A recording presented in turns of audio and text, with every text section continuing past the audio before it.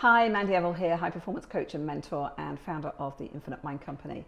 And today I'm going to talk about self-image and our identity and who we believe we are and how we can shift some of those, if you like, limiting beliefs. We all talk about limiting beliefs, how we can shift some of those on a permanent basis. Because I don't know about you, but for me, over the years, I found myself creating and achieving some goals and then not achieving other goals. So because I've always been very goal orientated, so I don't know about you, but I've always been very goal orientated pretty much most of my adult life. But here's the thing, guys. One of the things that in order to create something new, create a new image, create a new me, we have to be willing to unlearn. And what have we got to unlearn? Well, unlearn all the conditioned way of thinking, the conditioned beliefs, the conditioned way of doing things that we have that are so ingrained in us over the years. We've got to be willing to unlearn that in order to apply maybe some new ideas and some new concepts and, of course, guess what, some new habits. Because the bottom line is, it's like, how do we achieve the things that we want to achieve in life? How do you achieve your results? Well, bottom line is, it's the results come from the behaviors, come from the actions that you take. Now this is where it gets interesting, all right? So I used to think, and like I say, I was always a very goal-orientated person, both in my business, when I had a career, very, very long time ago now, and in my personal life as well. You know, in my physical identity, I would always have goals. So what I used to do, and it seemed very logical, why wouldn't I? I would train for the goal, I would practice for the goal, and I would go for the goal. So I was completely goal orientated. So it was all about the achieving of my goal, okay? And actually what it wasn't about was necessarily about who I was becoming. Now, interestingly, it's one of the things that I teach and that I learned from my mentor, Bob Proctor, is that, you know, we want a goal. Of course we want a goal. We want to know where we're going. But in order to reach that goal, we have to become, we're growing from ourselves, okay? We want to get, release more of ourselves in order to reach a goal that we've never reached before. We're becoming something new and something different. But here's the thing. What can happen so easily is that we can then reach our goal and then we can contract. We contract back to our previous very well conditioned self.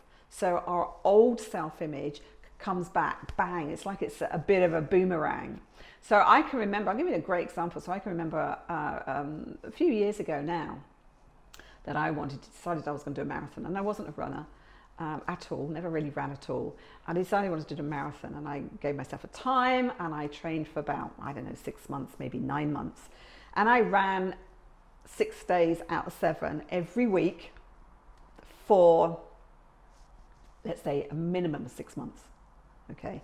And I ran for the purpose, sole purpose of running the marathon, okay?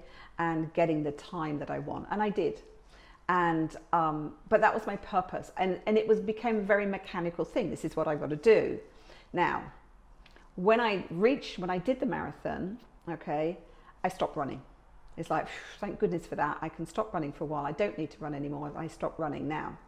When it came to a point that, I don't know, a few months later, maybe a year later, just for the sheer hell of it, I had some friends who wanted to go and run this fun race. And it was, you know, 10 miles or 12 miles or something. It's like, yeah, I can do that. And suddenly it's like, hang on a minute, I haven't run for all this time. So I'm going to have to train again. So I had to do some training again to go and run that. My point here is that I had the opportunity when I ran the marathon to become a runner. And I didn't. I just trained for the sake of my goal. And once I reached my goal, I stopped. Now, if I had become a runner, okay, so this is all about our identity, and who we are, our self-image, if I had become a runner and had a different perspective on my training and became a runner, I would have carried on running, even not necessarily six times a week, but I would have kept that running up. It would have become ingrained in part of my identity, part of my characteristics, part of my self-image. But I didn't. I did it just for the goal. So here's the thing, it's worth considering, all right? This is when I say you've got to be willing to unlearn.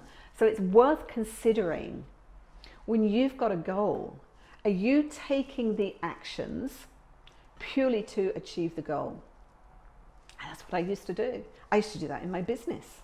I used to take the actions purely to achieve the goal. And sometimes I achieved it and sometimes I didn't. It was like I didn't take the actions as an integrated part of who I am as my identity, as a new me. I wasn't really up-leveling my self-image. It was a temporary measure, yeah? So I just want you to kind of consider whether you do that for yourself, because kind of that's how we're taught, all right? We're taught that, you know, we've got a goal, this is what we're going to go for, and go take the action. And we go take the action. Sometimes we get it, sometimes we don't. But we don't integrate anything in terms of changing our inherent deep-seated identity that we have all developed. Okay, we all developed this over the years. So I want to kind of give you a little slightly different model in order to upgrade the very essence of who we are. So that when we upgrade the very essence of who we are, on a real belief and identity level, it's permanent. Everything shifts. So I want to bring in right now the law of cause and effect. So we know that there's a law of a cause and effect, okay? And the cause is we are cause, and then there is an effect out there in the world. So if we just consider ourselves in relation to the cause, to the law of cause and effect, we know that we're at the very cause. You know, we know that thoughts, if we can hold a thought, then in our head, we can hold it in our hand. We know that, all right? Thoughts become things. We know that. You know, there's a lot of these sayings out there. We know this stuff, but knowing it up here in our conscious mind doesn't mean that we know it in our subconscious mind, and we apply. Okay, and that's what we want to do. We want to start to integrate things. So if we look at the law of cause and effect, okay, so this is a kind of like a little new model to create a new self-image, if you like, a new identity. So we've got the law of cause and effect. Now, in the cause, we are cause, we have our self-image, okay, how we see ourselves, the beliefs that we have about us, the judgments we have, the opinions that we have, all of that. And it fundamentally forms our identity, okay? Then we're looking for the effect. We want the goal, yeah? We want the goal, we want the outcome. And that's, I've always had my focus on the outcome, yeah? But in the middle, sandwiched in the middle, there's a process. There is the actions that we need to take. Okay, and it's the process. It's the process and the habits and the actions that we take ongoingly.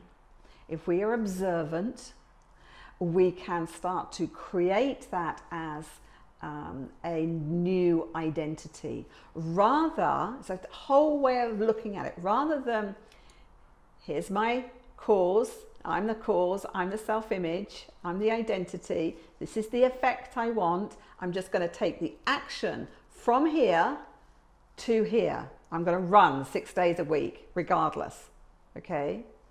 But if I haven't, in that process, if I haven't become aware of the actions that I'm taking, if I haven't added some meaning to those actions outside of the outcome, okay, and looked at who I am in that process. If I haven't changed, or even if I have changed habits, what is the reasons, what are my justifications for doing those, creating those new habits to achieve that outcome? It's like so for me, when I did the marathon, it's an easy one to use. So I just took the action because I wanted the outcome. But had I have taken the action with a level of understanding and a level of new meaning to it, that actually I wanted to become a runner, not just I wanted the outcome, I wanted to become a runner. And what were the attributes to a runner? What were the characteristics to a runner other than just running every day? What new beliefs did I want? What attributes did I want? What pride? Did I want to take any pride in it? And I didn't. I just did it for the sake of doing it. It's called what we call very mechanical. Okay, there was no real spirit of becoming anybody in that, apart from becoming somebody who ran a marathon once. That was it. Okay, so if we look at a new model, it's like we are cause, we have this self-image, and we have an identity, and this is the effect we want. We want the goal and we want the outcome. We can, I don't know if you ever heard of the phrase, let go and let God, okay, and don't be attached to the outcome. Well, actually, you don't need to be attached to the outcome. Where you want to go is the juice, where the juice is, which is the filling in the sandwich. And that's the process. That's the actions. They're the habits. They're the new habits that you're going to take on to achieve what you want to. But there's much more juice in there. There's much more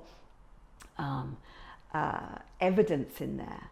As you begin to take those actions, what you'll find is that you will create more and more evidence. Okay, you'll have these little wins, create more evidence for creating a new identity. You can become a runner other than just run to run a marathon. Does that make sense? Yeah. So we want to take the small wins. We want to build and shift the identity, the fundamental identity, the habits that we have. It's like thinking, for example, what thoughts, not just the behaviors. So I created the behaviors of a runner, but I didn't do it to be a runner. I did it to, my end result was to run a marathon.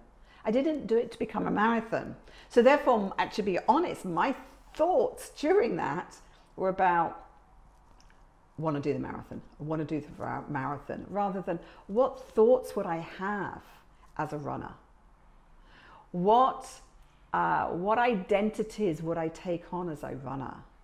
How would I be thinking? You can add this. I'm talking about marathon because it's a very easy one to use. But I want you to think about things, something that you want, whether that's in your business or whether that's in your personal life. Okay, you can use this model of cause, effect, the sandwich. And the sandwich is where all the juice is. The sandwich is where it all happens. The sandwich, the filling of that is the thing that you need to be shifting and embodying. If you don't embody the characteristics, the thoughts, the new beliefs of, in my case, being a runner, you might reach the outcome. You might get that result. But actually, you're just going to spring right back into your old identity. And my old identity absolutely wasn't a runner. So I want you to think about, in your life, maybe in your business, maybe in relationships, I don't know, where you could use this new model. Because this new model, okay, we're sandwiching the cause, remember the cause and the effect. The cause is you, your current self-image, your identity currently. The effect is the goal, the outcome that you want. And the filling is the process, as the actions that you're going to take, are the new habits, okay? But you've got to become the runner, okay? You've got to become, for me, I had to become the runner. Didn't have to become the runner just to run a marathon. But if I wanted to consistently run, to be able to run whenever I wanted to after the marathon, I needed to become a runner, and I didn't do that. So just have a look and see where you're not using that filling to really create, because that's where you create your new identity. That's where you create the new habits, the new thoughts, the new thinking habits. That's where you create consistency. you create sustainability, and you can actually begin to create results that are predictable. When you shift becoming this new identity, this new self-image, you can begin to create predictability in your results. Okay, so I'm going to give you a little exercise as we come to an end here. All right, so the little exercise I want to give you is you want to ask yourself these questions. All right, so the first thing is, who do I want to be? Okay, so you want this goal, but who do you want to be? Forget the goal. Like, just you've got your goal. You can let that out into the universe. The universe will show you the way when you become the being. You don't need to hang on to it. You can let go and let God.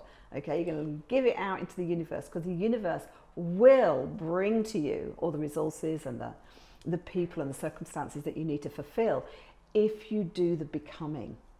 Okay, so the first thing is, who? You've got to have a goal. You've got to know what you do want, but let it go. Don't get attached to it. Okay, so who do I want to be? Who do I want to become? Just like I want to become a runner. I don't just want to run a marathon. I want to become successful. I want to become whatever in your business, whatever you're doing in your business or your career. I want to become the best version. Well, what is the best version? I want to be the best coach or mentor. I want to be the best, have the best company that's delivering the best service. So what is it that you want to become in moving towards and creating and having your outcome and your results? So what qualities, you can ask other questions like, what qualities would I have? What are the qualities that I would have? What new ways of habitual thinking would I have? And that's a really key one. You've got to become really aware of this.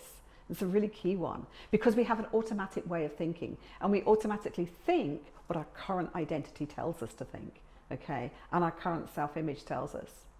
So if we're creating something new, we want to be a little proactive in and having a level of awareness to create some new thoughts.